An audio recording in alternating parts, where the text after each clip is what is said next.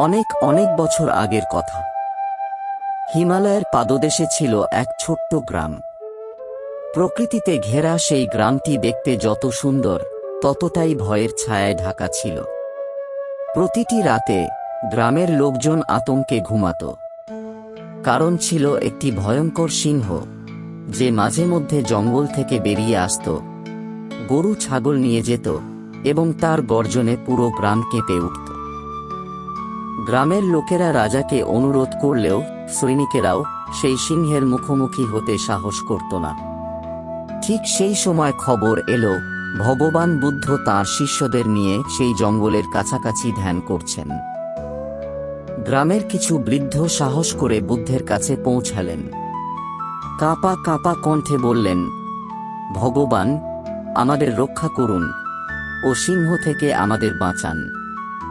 বুদ্ধ কিছুক্ষণ চুপ করে থেকে বললেন, যে সিংহের গর্জনে তোমরা কাঁপো, কেউ কি কখনো তার চোখের গভীরে তাকিয়ে দেখেছে?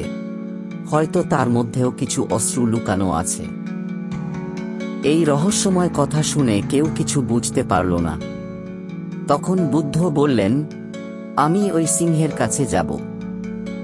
শিষ্যরা অবাক, ভগবান, সে তো হিংস্র জন্তু। কিন্তু বুদ্ধ শান্তভাবে বললেন, যে প্রেম জানে তার ভয় লাগে না। পরদিন ভোরে বুদ্ধ একা জঙ্গলে প্রবেশ করলেন। এক প্রাচীন পিপল গাছের নিচে তিনি ধ্যানস্থ হলেন।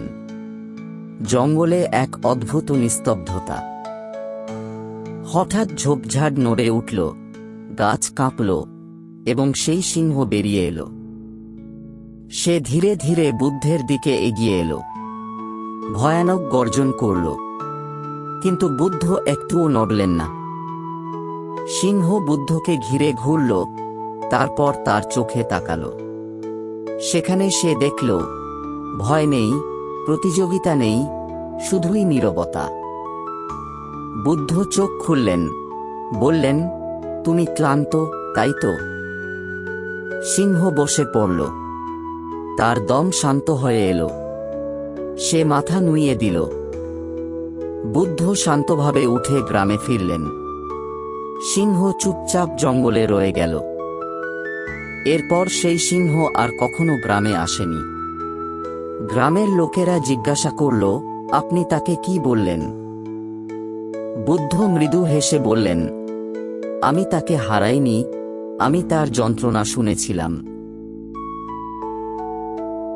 আমাদের জীবনে অনেক সময় যা গর্জে ওঠে, সেটা রাগ নয়, বরং এক অনুচ্চারিত যন্ত্রণা। কেউ যদি সেই যন্ত্রণা বুঝে ফেলে, তাহলে রাগ নিজেই স্তব্ধ হয়ে যায়।